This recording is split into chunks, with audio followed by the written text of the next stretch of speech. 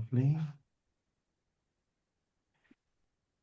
You can share your screen, and I'm just going to make you the To main see. speaker.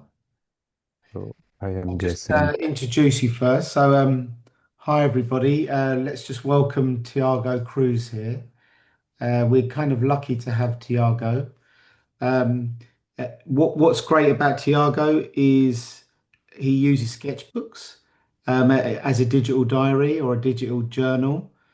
And it's really nice to see someone using this tool as a way to communicate, which is a rarity. And that was one of the main reasons it was great to do an interview about your work, Tiago, was because not many people are using sketchbooks anymore. So we were fascinated to see you flying the flag of sketchbooks. I use sketchbooks, and it was great to see someone like yourself using sketchbooks. So over to you. And I guess before you start, what would be really nice is just a quick background about yourself and your work and how you got to what you do now, which would be Okay. nice. Okay. Um, so my main occupation is teaching. I teach in a Portuguese university, but I don't teach drawing. I teach design disciplines. So I because besides drawing, I am a graphic designer. So I teach things like visual communication, design theory, interaction design, typography, composition, things like that. Um, but drawing was always, especially drawing on sketchbooks, not just as a tool, but it was always part of my workflow as a designer. Um, so basically, let me to just. Hmm. So I design, I draw, I teach in this university in the north of Portugal, and I also live here in the north of Portugal. Um, I I studied arts on high school. My interest in drawing comes since I'm little, basically. In high school, I studied arts. After high school, I studied in a theater school. I studied scenography, props, and costumes, where I continue to use the sketchbook. Then I graduated in multimedia communication in the university. From there, I did a master degree where my master research project was specifically about graphic diaries and drawing on graphic diaries and integration of this with the internet. I can talk a little bit more about that after a bit. And then I did a PhD on digital media art. Um, so, in a nutshell, that's where I have been Wow. uh, this throughout these years of my life. Um, so, um, everything started. So, I always liked sketchbooks, but the sketchbook until high school, the sketchbooks were just a tool where I was developing ideas and sketching, taking notes, and things like that. By that time, which was a little bit almost more the beginning of the beginning of the internet in the sense that we would have to go internet cafes to have Yeah. access. We didn't have internet at home, so that didn't exist yet. Um, so that time when I was going to the internet and I was researching some artists, if in the website I was seeing a category like sketchbooks or something, I was immediately interested in that category and I was looking for the sketchbooks of other artists. It always interested me those pages that are very chaotic and very exploratory. I always found them a little bit fascinating. At the same time, I was also sharing the pages of my sketchbook online. But they were pages like that, very, very chaotic sketches of other things. But there was a plastic quality in them that I was interested. Uh, I was publishing them, but I was also at the same time questioning myself, what is the interest of this for other people? So once in a while, I was removing them. So I had this fight inside me a little bit. So I like them, but what is the point of sharing this? This is something so private, and people look this, they will not understand anything. So, but the plastic quality of those pages, for me, it was interesting. I was enjoying seeing them in other artists' sketchbooks. So I was in that middle point. And one day I found this book in a bookstore here in Porto. The name of the book is Travel Diaries, Drawings from Everyday Life. This is from Eduardo Salavisa, a good friend of mine now. And basically, he compiled in this book 35 authors. Um, when I found this book, it was a little bit of a surprise for me because so in my head, I had that fight between what is the point of sharing sketchbooks? This is something private. There is no interest for other people to see this exactly. And suddenly I find a book which is a compilation of sketchbooks from 35 people. Um, and so I bought and I took this home and I started to look at this. At this time, I was already looking for a topic to do my master research thesis. This time, I was already teaching in the university. Um, and it was an amazing experience for me because first I understood that the pages that are here inside this book they were not pages like the pages of my sketchbooks. They were drawings that are finished, uh, if I can say it like that. So they are not. They were pages that, like I don't know, something like this. This is from also different Portuguese authors, and so the drawings in these sketchbooks are drawings like you see on my Instagram. Yeah. So I found this at the same time through this book. I also found that time that the urban sketchers community, that time they were using Flickr. So people were drawing on sketchbooks from observation. They were publishing those pages, and I found it interesting. I started to involve myself in that community. At the same time, this started to be my research project in terms of master thesis. Basically, I was very interested in how an object, like a sketchbook that is so private and personal, how this passes the frontier of from the private sphere to the public sphere. What happens with this object that goes public. I was interested in this. So this ended in my master project, and basically in a nutshell, a little bit, I understood that we can put the sketchbooks in an interesting opposition, which is so there are sketchbooks that are being used to sketch, to develop ideas for other things, and those sketches are more exploratory, if we can say like that. And then there are sketchbooks that the contents of those sketchbooks are being done as an end in itself. So we do the drawing and then we publish immediately. The drawings are not related with other pieces. They are not ideas that are being developed. They are not that. So and they are in the other opposition of this tension line between exploratory and exhibition. This was a very, very interesting. The thing is, while I was doing all this, I was using a lot my sketchbooks. I was publishing my drawings. I was, this was a I was very, very active throughout this time. So, and that's how basically it all started. So this thesis is from 2012.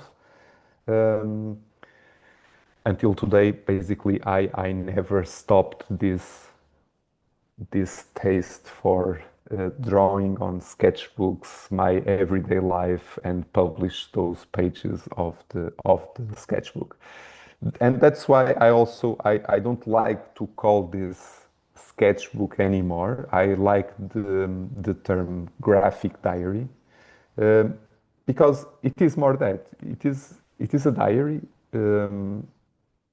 And it is a graphic diary. So there are drawings, there are some notes, there are some things that I can glue with the drawings, but it is that. It is about the intention is more about documenting the the everyday life.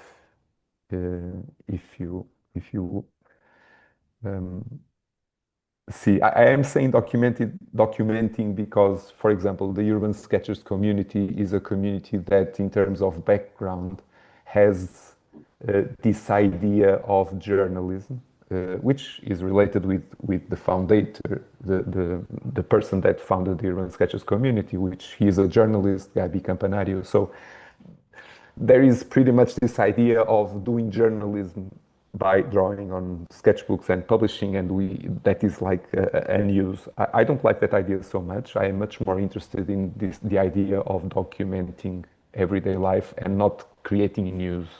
It is not that. So so my approach to drawing. The first thing is I like fast drawings. Uh, I don't like to spend so much time in a drawing. I think I know people that they can sit in a square somewhere and they can be like an entire afternoon drawing a view from that bench that they are sitting. I am not, I don't have that patience. I don't like that so much. And in the end, that approach doesn't translate to the expression I like to see in the drawing and in the line. So I like fast drawings also because the consequence of doing a fast drawing is a line that will be more, it has that energy, that Mm. expression, and I am very interested in that. So the first thing I would point out about my approach is that these drawings, I like to do them in 10, 15 minutes maximum. And that's it. The second idea is using not so many materials. The sketchbook is always that is with me, and I don't like to carry so many things. It is nice that it is small, that it can almost fit in a pocket. With the sketchbook, I carry a pen, and in the limit, this is enough for Yeah. me. So few materials, fast drawings. This is, for example, a drawing. This was made in Turkey. This is the father of my wife. Um, just with a pen, and I am interested in exploring a little bit what I can do just with a fountain pen, and explore the boundaries of the expression of a fountain pen. So I am okay with that, and I like that limitation. Third is expression, and I like to explore the expression not just on the line, but also in the colors. I have a tendency to work with more strong colors. I like contrasts, whether this contrast comes from the tonal property of the color, or even in terms of composition, the negative space, that balance. I like strong contrasts in things, which I think it works well in terms of visual communication. So I have some examples like this, um, like this.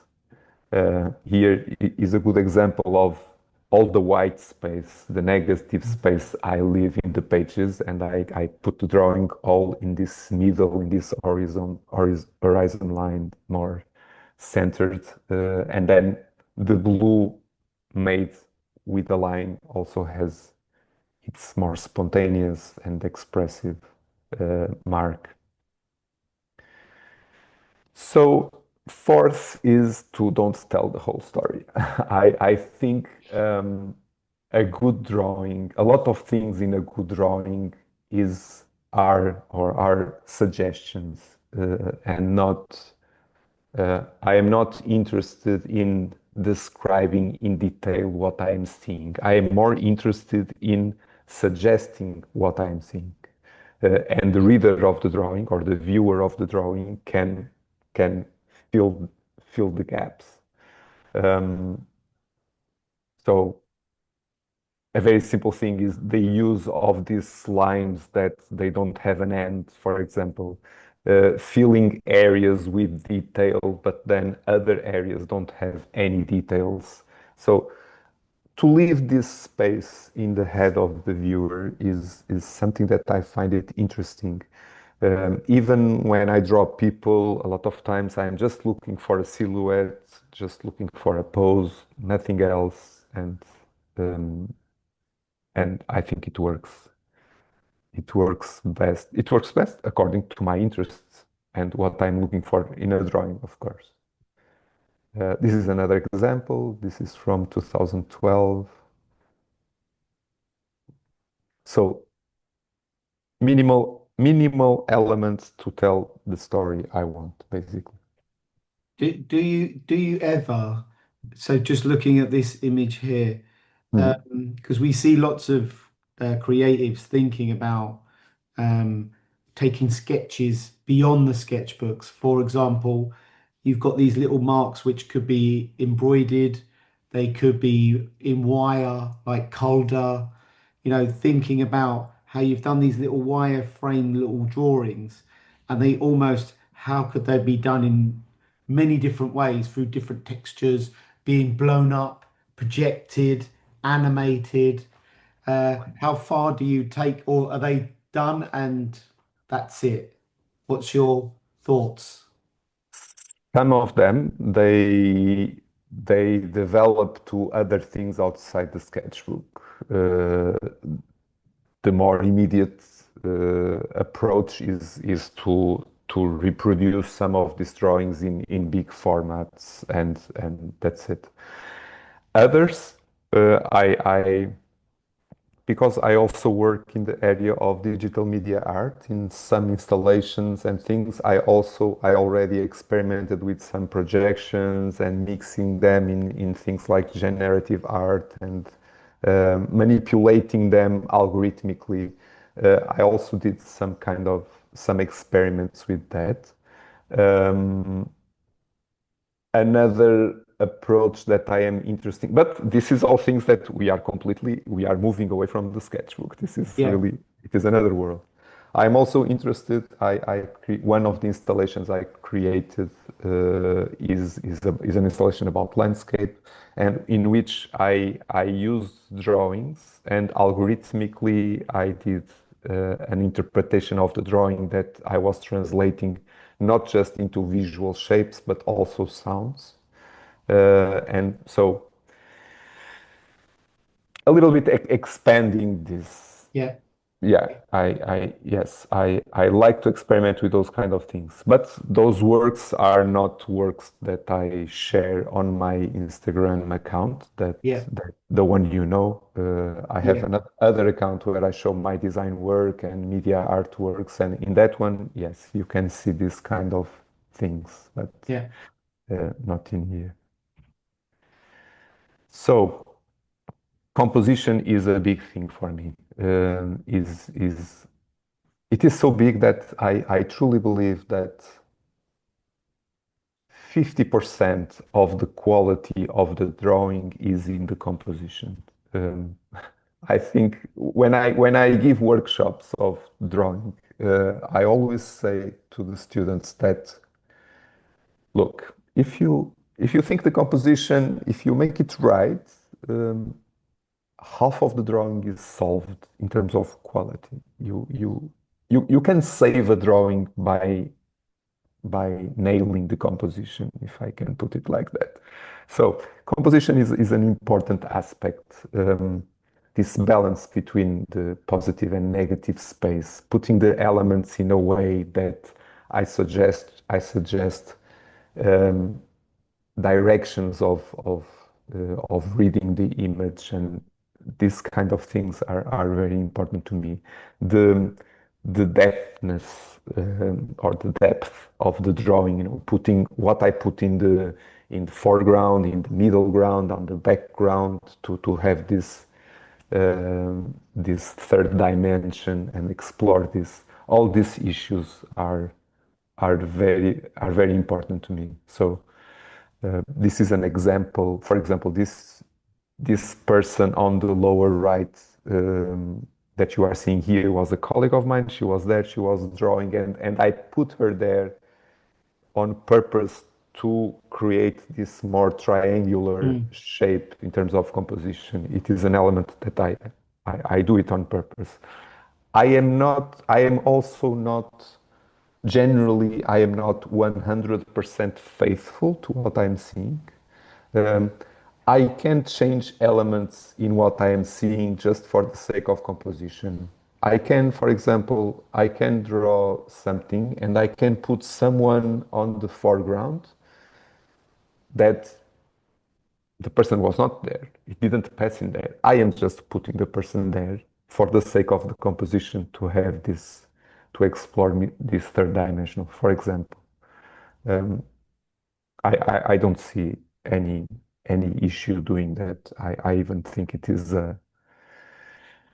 Again, I am not interested in describing 100% what I'm seeing. I am Yeah. interested in suggesting things. So everything we see is an interpretation always. It doesn't exist that idea of being truthful to what we see. Yeah. Uh, so another example, this is in Istanbul. Istanbul is a place that I travel a lot. So in here again, the composition is I was specifically looking for this shape inside the negative space um, because of composition.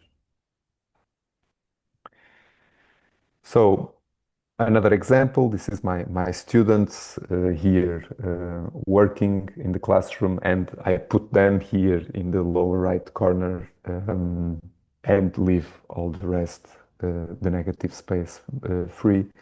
Um, Again, putting them on top of each other, exploring the third dimension of the space, all that because of composition also. So, tools I use.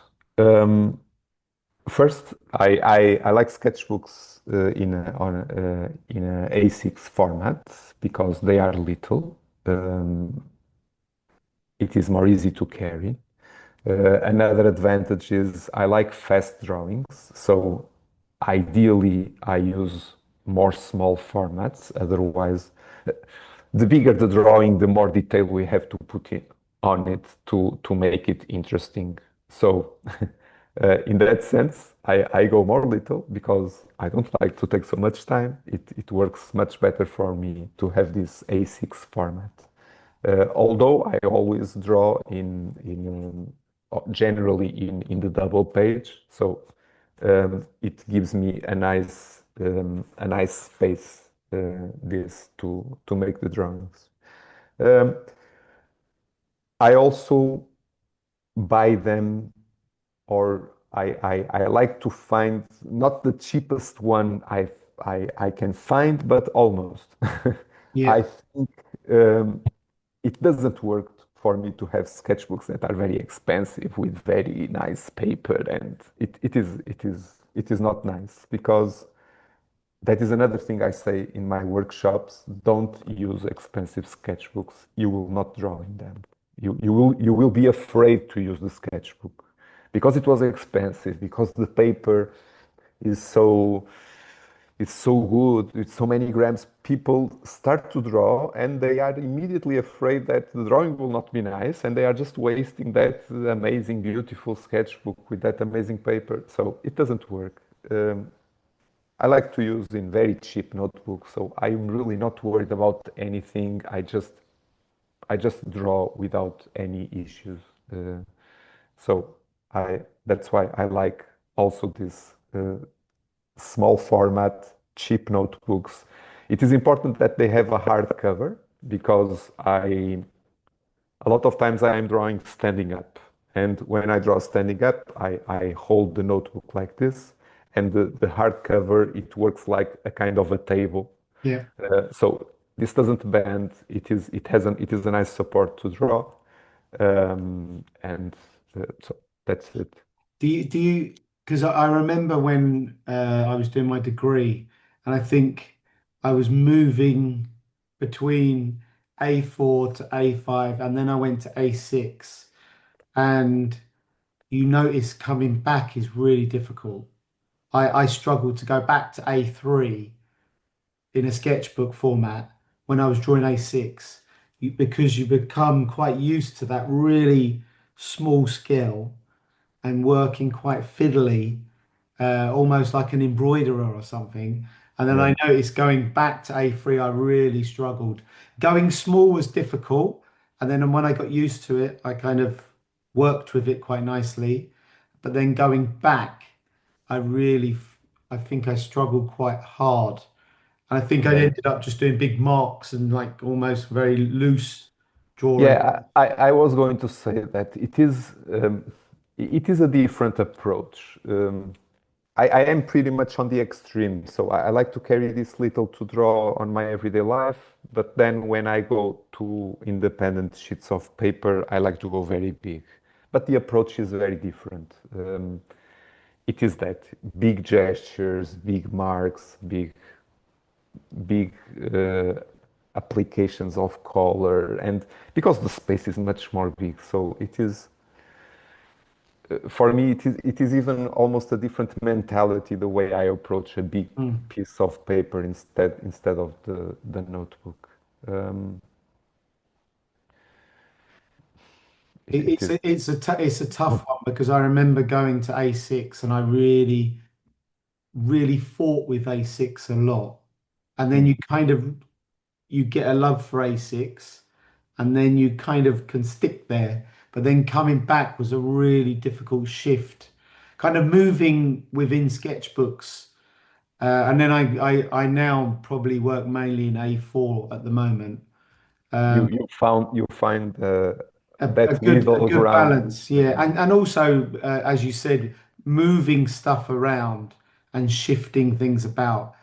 Um, but I think A5's quite a nice format because you can open it up to almost like an A4 format, Yeah, and yeah, you get quite a nice. And like you, I ended up working in note paper with lines, so I didn't become too precious. But when I did my MA, they hated the fact that I used cheap sketchbooks. They hated it, and it's weird because I went from a very sort of a sketchbook was a sketchbook and it was there to draw, but then they said no, your sketchbook is almost an extension of your final piece. So your work in progress should be as good as your actual final outcomes. So it was a real shift, and they didn't like us using cheap materials. So it was a really weird experience.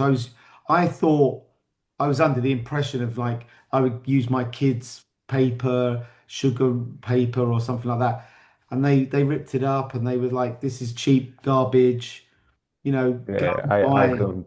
paper that should love the art as well. So it was a real twist of the mind of how I should work. And then it took me 5 years to then just disagree with it all and go back to anything goes. Drawing on old cornflakes boxes and cereal packets and stuff like that, and cardboard. So you kind of go, I have to, it, and you become almost disabled by that philosophy of like you were saying, if the paper's too expensive, it almost cripples you and you're too scared. It's like a white canvas and you just need to kind of stain it just to get something on it. And I Yeah, think, yeah, but or on the other side is like you were saying about composition is like a photographer shooting a 35 mil camera film is you have to consider composition. And I think that was quite interesting you were saying that because you're now getting to a point where before the pen touches the paper, you're considering the composition. And I think that's like where kids shoot in digital, they're not really considering composition, they're considering the image. Where we're like, well, I know I only have 30 pictures to shoot. I have to consider them because I can't afford to keep doing lots of films. So when we draw, it's similar. I want to make the most of the paper. So the composition, whether it's cheap or not, you're considering it. And I think it's learning to consider composition and space and negative and positive space. It's a learned behavior. And I think you may have took it for granted that your ability to have good composition is something that you've trained over time. And I yeah, think, exactly.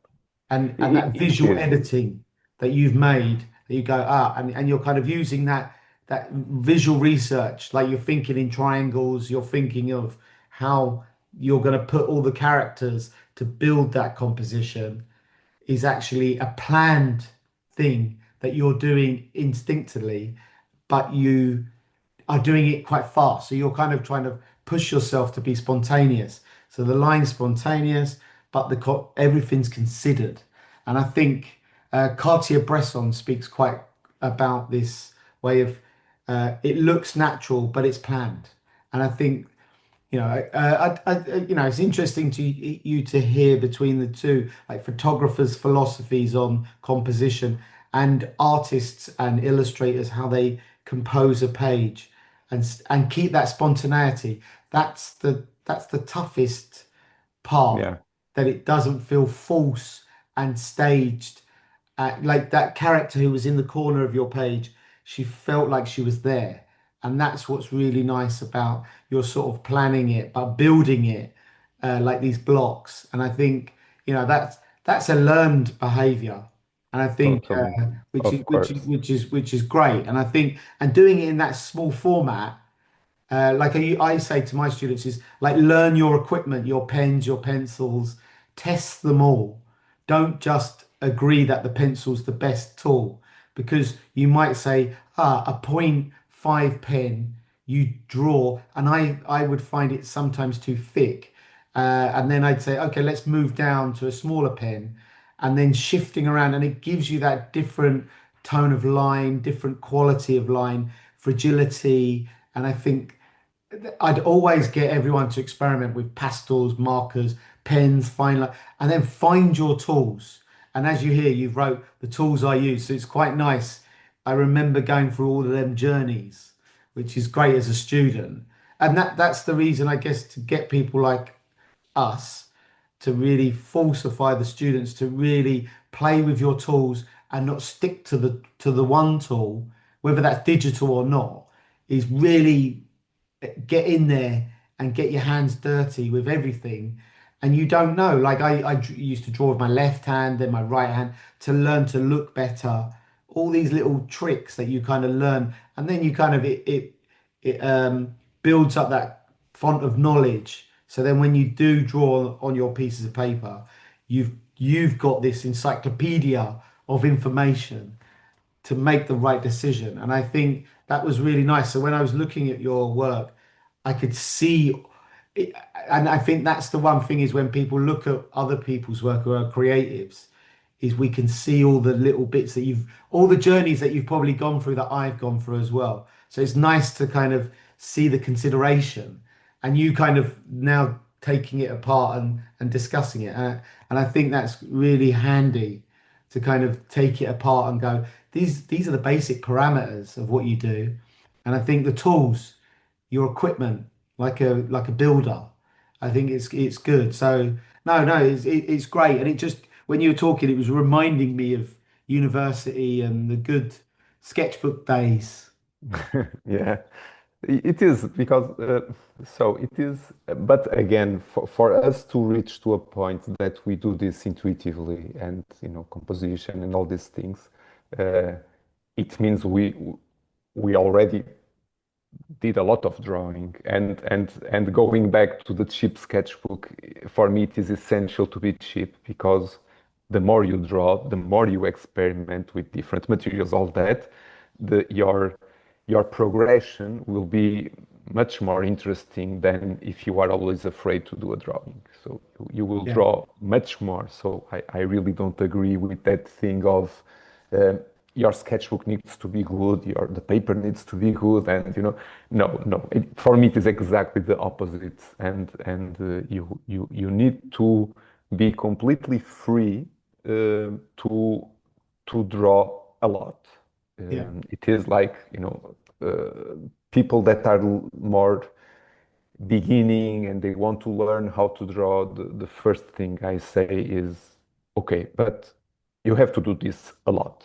It is like going to the gym, to I don't know, to a Pilates class or something. You will draw and draw and draw and draw and draw, and you without looking back, you have to draw a lot. You have to experiment a lot, and then a lot of things will start to become, you will start doing them and using them by intuition, and that's it. So if you are afraid of drawing, this will not happen, or you will reach to this point much later, and there is no need. You can you can make your development much more fast and yeah, interesting if you are free from this kind of worries yeah, about paper or the pen or whatever. yeah. Um, Good. so a fountain pen, I always liked to draw with fountain pen. Lately, I am using this one. It is a TWSBI. So I like, because um, I like the I like a thin line. The ink I put in here inside is a waterproof black ink. So that is important, because a lot of times I also bring the watercolors, and the line needs to be waterproof. So and generally I use the carbon black from Yeah, Platinum, the ink, and I fill them with that ink, which, if we have to be a little bit careful, because it is a very pigmented, strong ink for fountain pens. But if you use the pen regularly, it will not be a problem. But if you stop for some time, then it can be a problem. It can yeah, clog the pen, and but I like this. I feel, because I use it a lot, I prefer this fountain pens because of that. yeah, Um, in terms of color, for a long, long, long time, I was carrying with me a little watercolor box, and one of those brushes that they can hold water inside. Even today, sometimes I carry that watercolor box, but nowadays I am also coloring on the iPad digitally. So I draw on the sketchbook, I photograph the drawing and the sketchbook, I take it to the iPad, and I like to use Procreate, and in Procreate I play and I add the color. And basically that's it in terms of tools I use in this activity of drawing yeah, on the graphic diary. It is this. Um, this this mixture, I am also interested in this mixture between the analog and the digital. Digital drawing was always on my head. Um, I have an iPad when we didn't had um, Apple pencils yet. We could just draw with a finger, and I was very interested in that thing, and I was producing some drawings like that. Um, and that time I thought, okay, this is nice, I like this, but it is not the time yet to do this. Um, and I stopped doing it. Then later with the Apple Pencil and that I picked that again. But still, I was always separating a lot. Okay, to draw, I draw on the sketchbooks with watercolor, and that is one thing. And then there is digital drawing, and that is another thing. So I was picking the iPad and drawing and coloring everything on the iPad. So I was keeping these two worlds completely separated. Same approach in terms of concept, in terms of the kind of drawing. Again, fast drawings, caring about composition and expression, all the same background, but they are, I was keeping them separated. Lately, I am interested in bringing them together, and that's why you can see more on my Instagram account uh, drawings that you see the notebook. They were I did them on the graphic diary, but then you understand in the color that that is digital, and I, I am enjoying this mixture of um, of both media. So and basically that's it. Good, It is always a work in progress. good. No, no, I think it's, because we recently posted something about you, and it was nice to see because we had another illustrator who I know, Patrick Vell. I don't know if you know him. He's based in New York. He does lots of sketchbook work, and then he was one of I guess I was one of the first illustrators to actually test the Apple Pencil. So there was me, him. So we were doing it for our agent, and they were trying to see because we were people that were using this sort of analog digital approach to illustration and drawing and mark making. So we had to see how this Apple Pencil was going to work and kind of like the mark making that it was going to sort of move on to. And it's fascinating. He's really pushed that Apple Pencil and pushed making digital artworks that are huge and sort of compiled them all together, and doing lots of visual diaries. So it's nice to see, and it's interesting to see how you're kind of grappling with sketchbooks, digital spaces, and I'm going to do a little bit more inquiry now into your movement from sketchbook to digital spaces, Mhm. because that's an area like a lot of the people that we kind of look at tend to be more analog, but we've really stepped into the digital void as well because I do stuff with virtual reality, drawing with tilt brush and experimenting with all these different tools. And uh, I remember moving from drawing to Photoshop, then working in Illustrator, and I hated Illustrator. So I came straight back out of Illustrator because it was too vectorized and it was too flat, and it felt unhuman. And then I guess the next sort of movement was the iPad. And I still, like you, I had a moment in the iPad and then went back out of the iPad because I really didn't connect with it. And then the iPad I still kind of have, but I still use my sketchbook the most. I stick to that. And then I use VR. And I don't know if you've drawn in virtual reality. I'm pretty sure you probably have you tested drawing in virtual reality at all? No, I did some experiments with virtual reality, but not drawing. Just a little bit, nothing too much. Uh, you should test But it because yeah. um, it was my first experience of having a drawing experience where you draw inside the computer and you can make these marks instinctively rather than a computer you're sort of disconnected. So where you're drawing within VR and you've got your palette and stuff like that, it's a real moment.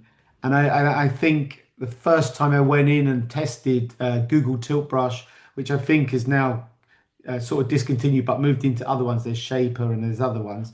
Is really being able to draw in that and almost draw like as if you're in After Effects animating. And but you are the mark maker and also you can time lapse it very similar to as if you're time lapsing in on an iPad. And it would work amazingly for your drawings as well because you're drawing this very direct line.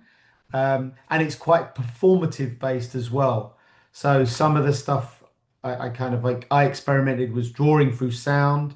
We would connect like so lots of the things you've spoken about became part of I guess my inquiry in my MA as well. So when I did my MA, I did a lot of like this sort of stepping into the digital void and seeing how drawing could move into the digital space, but had to feel direct.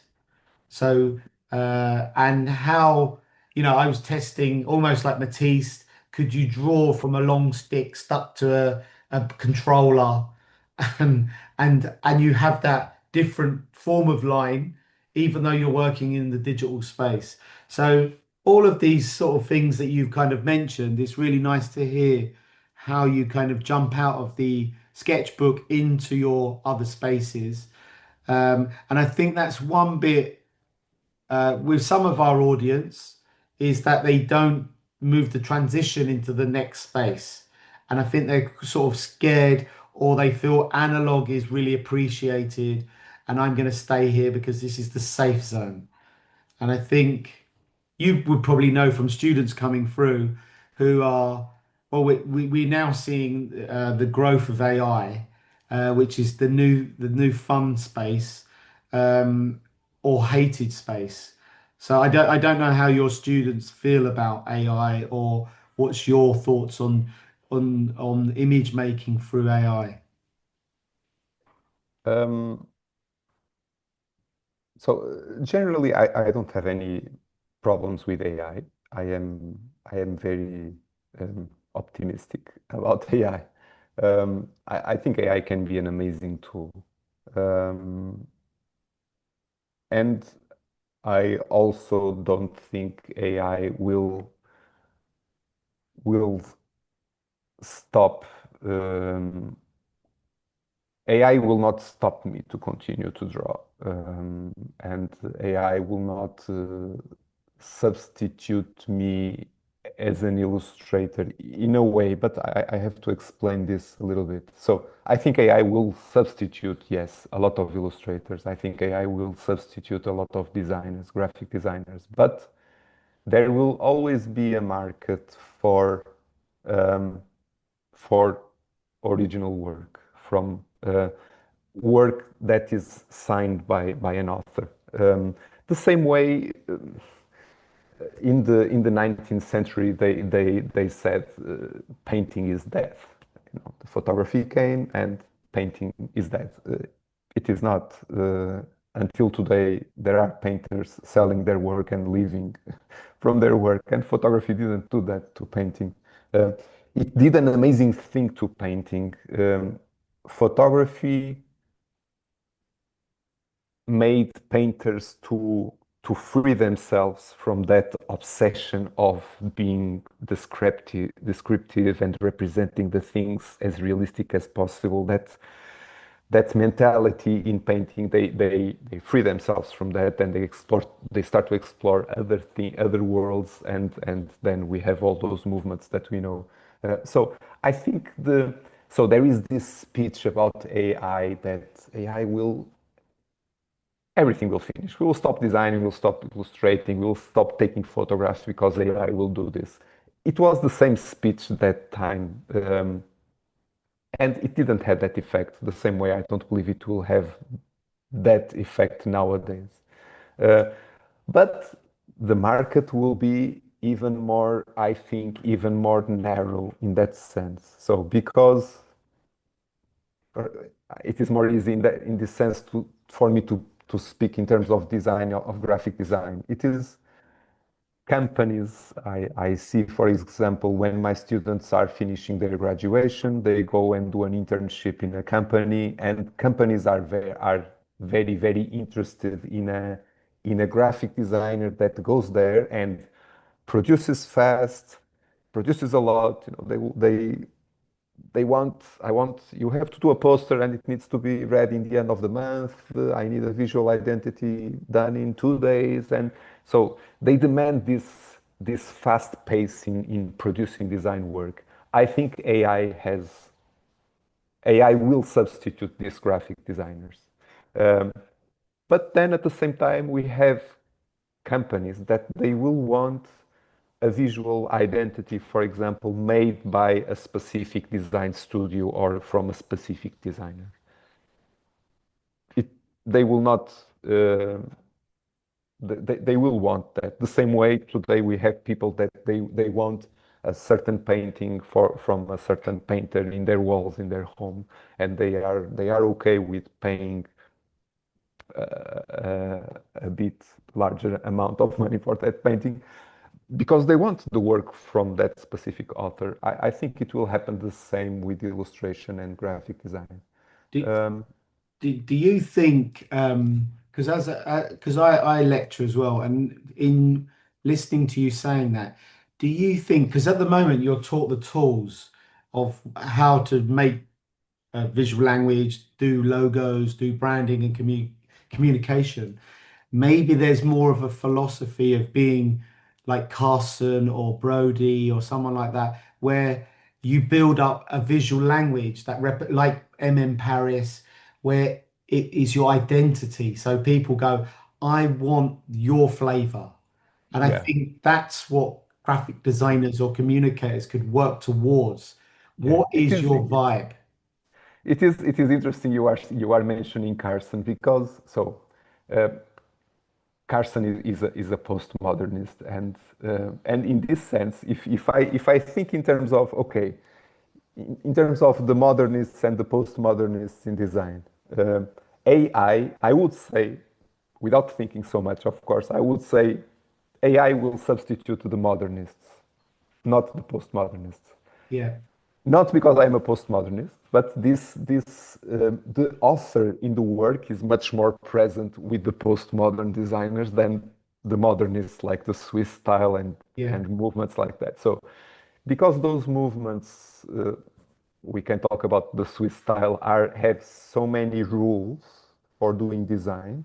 Um, if you follow those rules, all of them, you will produce an interesting piece of graphic design. It will work visually, it will be readable, it will look balanced, it will have a nice color palette, whatever. It will work because you just follow all those rules.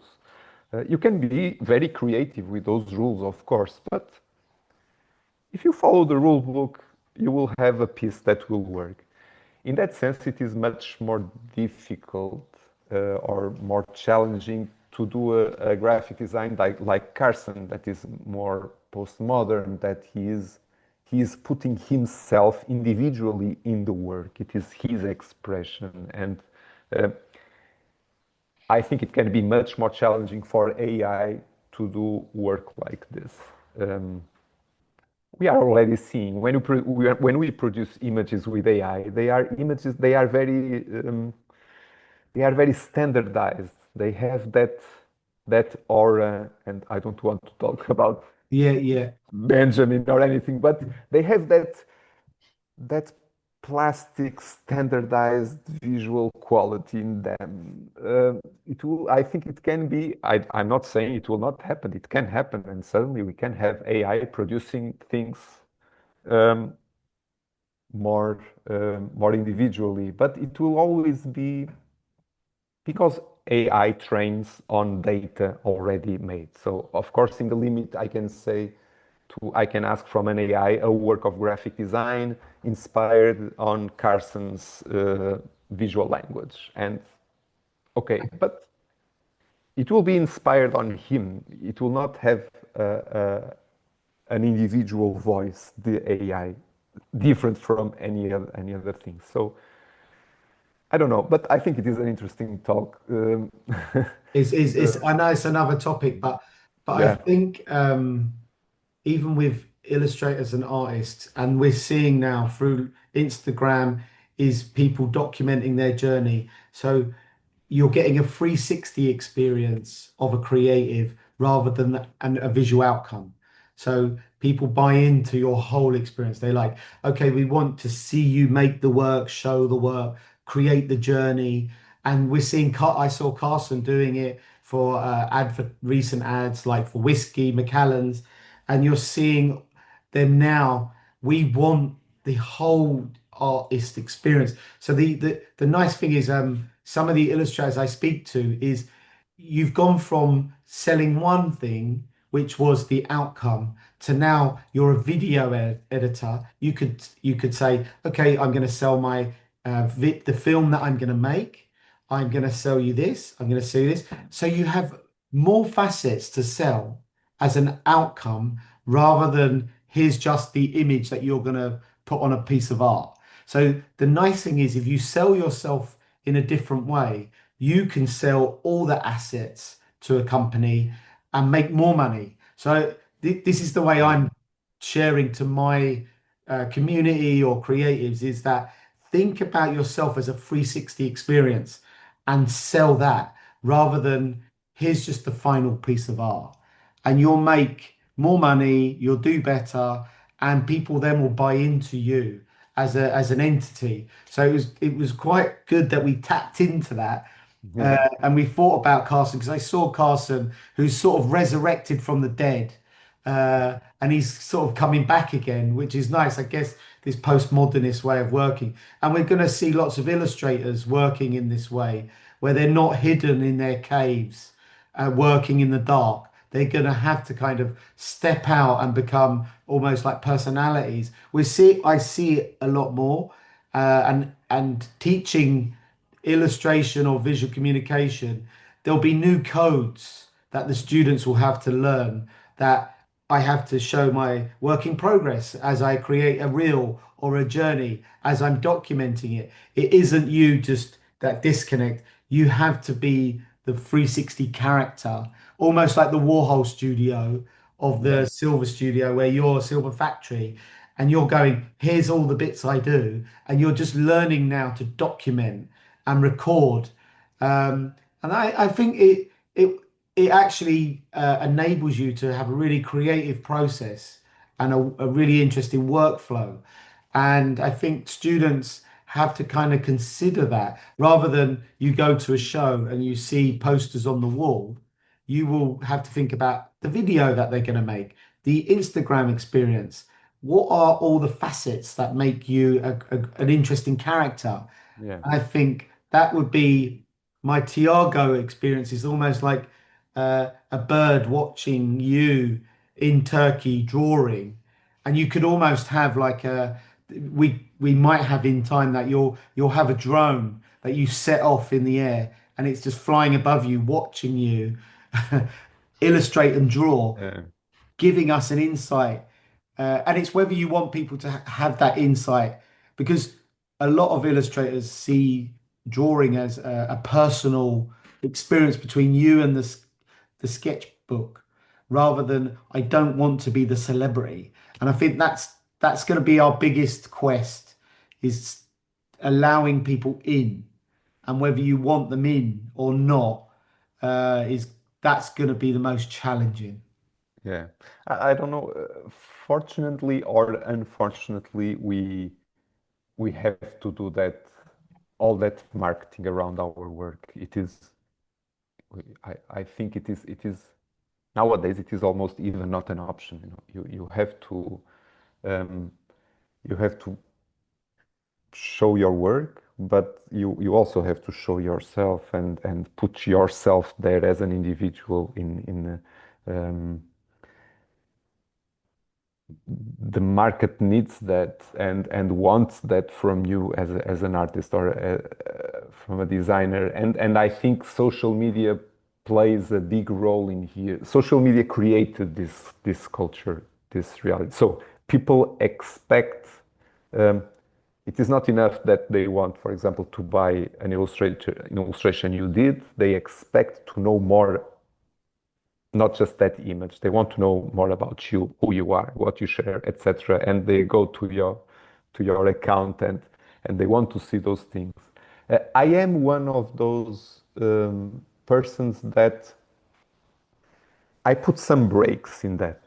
Uh, but also I, sometimes I say I do that because I have the luxury of I can do that because I don't live from my illustration or my I uh, I have an Instagram account with I don't know even exactly how many followers. I think they are like 29 point something. But if you see the drawings I am putting, I can spend months without putting anything in there. I don't I don't feed that machine. Um, some people say to me, other colleagues of mine, you are crazy. If you were putting every week, at least a drawing every week, you would grow much more faster." But I say them, I am not so interested in that growth. Um, I I think there is also an issue here that we have to be a little bit careful. Um, our this boundary between the public sphere and the private sphere, if we step too much into the public with all ourselves, um, that extreme exposure uh, may work against our work too. There is that danger, at least for me. I So I think, as everything in life, we need to be a little bit aware that there is a balance. It is okay to reserve some parts of us as private. Um Keep a little bit that mystery too around the author. That I think it is important. Uh, but again, you are right. The world wants and expects that from artists and from designers. Um, I don't know. Sometimes I think it is a tricky game to balance those two things. Yeah. It is tricky. We went from a model in the past that we had the galleries that they were doing the middleman between the artist and the clients, and um, nowadays nowadays is social media, and we have to be the illustrators, we have to be the marketeers, we have to be aware of what we filter, what we don't filter to the public sphere, what we have to be careful with what we say, what we do, and all that. And I don't know, it can, for me, it sounds, I never did that. I never entered that because I don't need, but if I need, uh, eventually for some reason, I believe it can be very, very overwhelming to play with all those variables. It can be very, very, I don't know, very tricky. Yeah. Um, Anyway, but Tiago, thank you so much, and no, I thank you. it was great to speak to you, and thank you for offering your time and your thoughts. And it was, it was great to hear from you and get a little bit of insight into your journey. So thanks, and we'll share it on YouTube, and I'll share you some links so you can share with your Okay, students. And it was a pleasure, and thank you so much, and have a good evening, and have a good summer. thank you. You are very welcome, Patrick. Thank you Thank so you. much. See you. Bye bye. Bye bye.